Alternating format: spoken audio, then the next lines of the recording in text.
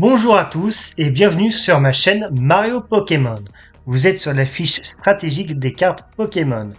Ici, je donne mon avis personnel sur chaque carte Pokémon. Bon visionnage.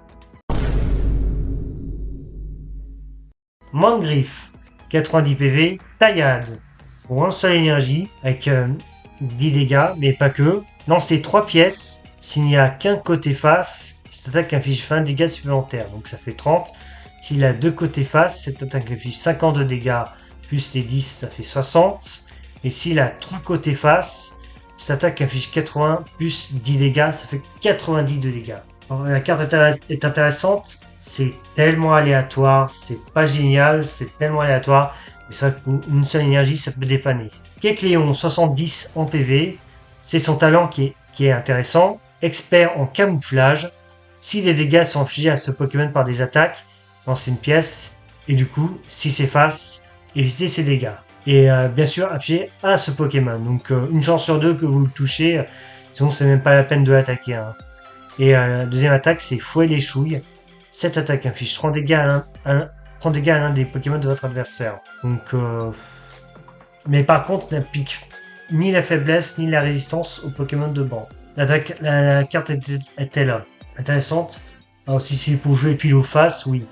Mais pour ce qui est de l'intérêt en général, pas trop. Parce que perso, 70 PV et qu'il attaque à 30, franchement, c'est risqué. Hein.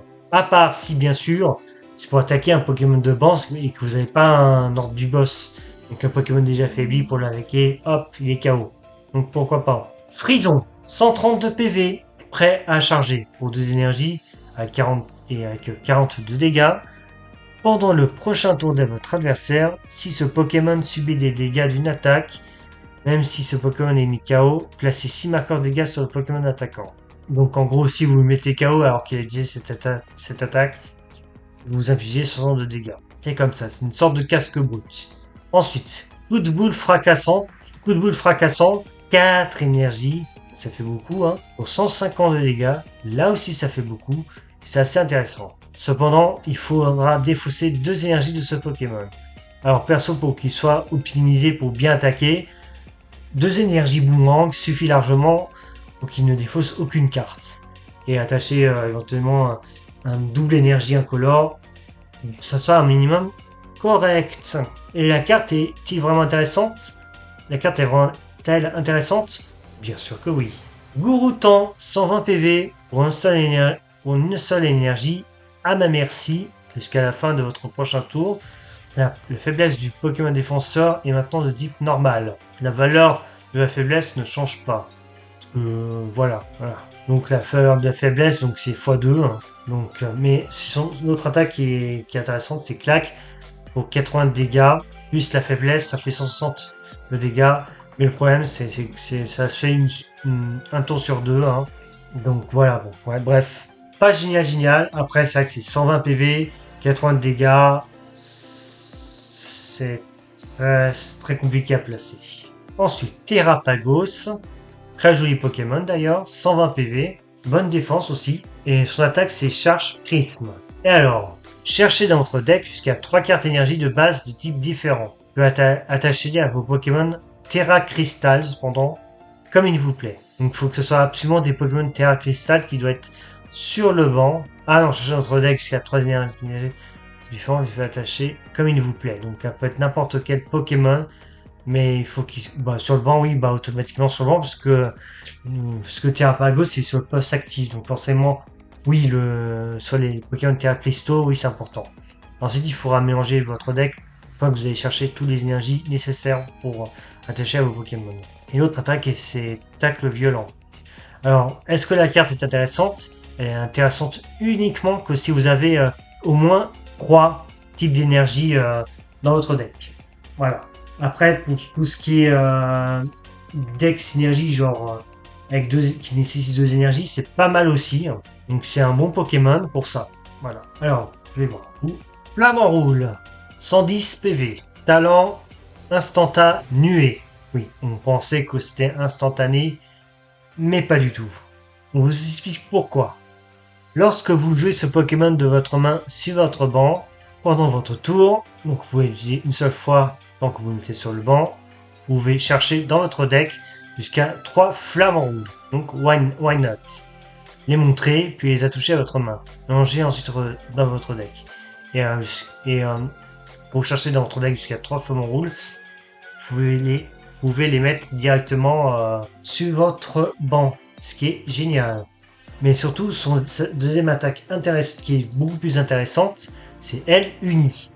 Et quand on a plusieurs flammes en rouge qui ont elle unie ou d'autres Pokémon de ce style-là, donc ça peut être intéressant. Donc cette attaque inflige 20 dégâts pour chaque Pokémon dans notre pile de défauts, soyons l'attaque elle unie. Ah, uniquement dans la pile de défauts. Donc en fait, c'est pas obligé d'avoir sur le banc, mais sur votre main. Si vous voulez défausser tous vos Pokémon, un simple recherche professorale, vous avez 3 flammes en rouge par exemple, hop, vous les mettez dans la pile de défausse, l'attaque est déjà de 60. Après, c'est vrai que jouer un deck L uni, c'est un peu osef comme deck à thème. Écrémeux, 130 PV, roulade pour une seule énergie, 20 dégâts, mais sa deuxième attaque c'est roulade meumeux, qui fait 102 dégâts. En plus de ça, c'est seulement 2 énergies, donc alors hyper intéressant si vous mettez directement une double énergie. Et vous ne pouvez utiliser cette attaque que si ce Pokémon a utilisé roulade pendant votre dernier tour. Ah, vous pensez que c'était super facile d'utiliser roulade meumeux. Bah non, il faut attendre votre prochain tour pour utiliser roulade meumeux. Parce qu'il faut utiliser roulade. Hein, ils sont pas bêtes, hein, les développeurs. Motisma Hélice, carte très intéressante avec 70 PV qui est utilisée en tournoi. Le talent c'est Appel Hélice. Une fois pendant votre premier tour, vous pouvez chercher dans votre deck jusqu'à 3 Pokémon normales ayant 100 PV ou moins. Les montrer, puis les ajouter à votre main. Mélangez ensuite votre deck. Vous pouvez utiliser qu'un talent pendant votre tour. En tout cas, le talent appelle Hélice en question. Donc le talent est très intéressant. Cependant, l'autre attaque, où il y a carrément une attaque aussi, pareil. Hein. Alors, c'est une fois pendant votre premier tour, chercher à entrer jusqu'à 3 Pokémon. Donc franchement, si vous chopez directement les premiers tours, hop, 3 Pokémon qui pop, ça peut être intéressant. Ensuite, la deuxième attaque, c'est atterrissage assaut pour 70 en attaque pour un seul énergie. S'il n'y a pas de stade en jeu, cette attaque ne fait rien. Donc vous serez obligé d'avoir un stade en jeu pour attaquer. Donc un stade, 70 dégâts. Le Pokémon est pas mal. Franchement, ça peut aider. Regigigas, 162 PV. Et ce Pokémon est super intéressant. Mais on a besoin de 4 énergies incolores qui peut taper en ce moment 100 PV. Enfin, 100 attaques. Un attaque de 100, je veux dire. L'attaque, c'est destruction de joyaux. Si le Pokémon actif de votre adversaire est un Pokémon terra cristallisé, c'est là que ça va être intéressant. Cette attaque inflige 230 dégâts supplémentaires. Alors, si vous faites le calcul, admettons qu'il y a un Lansorien en face, en Lansorien X. Donc vous jouez le Regigigas que vous avez mis votre Pokémon KO. Le Regigigas, il va débarquer, il fait 100 dégâts plus 230. Le Pokémon en face, il est KO. Voilà. Donc voilà, le Lansorien, il peut déguerpir. Hop, vous mettez le KO direct. Donc ça, c'est plutôt intéressant. Donc pour ceux qui veulent jouer les decks Lansorien d'en face, ce Pokémon est très intéressant. Mais voilà, il faut beaucoup d'énergie pour ça. Shaymin, 70 PV. Déjà, c'est pas beaucoup. C'est pas beaucoup comme PV. L'attaque, c'est renvoi d'énergie. Cependant, à 62 dégâts, déplacer une énergie de ce Pokémon vers l'un de vos Pokémon de banc. Un peu osef comme attaque, et pas beaucoup de PV. Ensuite, Coiffarel, 100 PV, Poison épaisse. Ce Pokémon subit 20 dégâts de moins provenance des attaques. Donc ça fait une défense qui est pas trop mal. Enfin, ça fait 20 de défense quoi, mais c'est tout. Et l'attaque, c'est morsure 80 d'attaque, qui est pas mal. Alors, ce que j'en pense de cette carte, bon, bah écoute, c'est un Pokémon de base qui est intéressant, mais c'est tout. Hein. Merci d'avoir regardé la vidéo. N'hésitez pas à laisser un pouce vers le haut pour être mieux référencé, aussi à s'abonner, actionner la cloche pour ne rien louper, et éventuellement à booster cette dernière. C'était Mario, et moi je vous dis à la prochaine.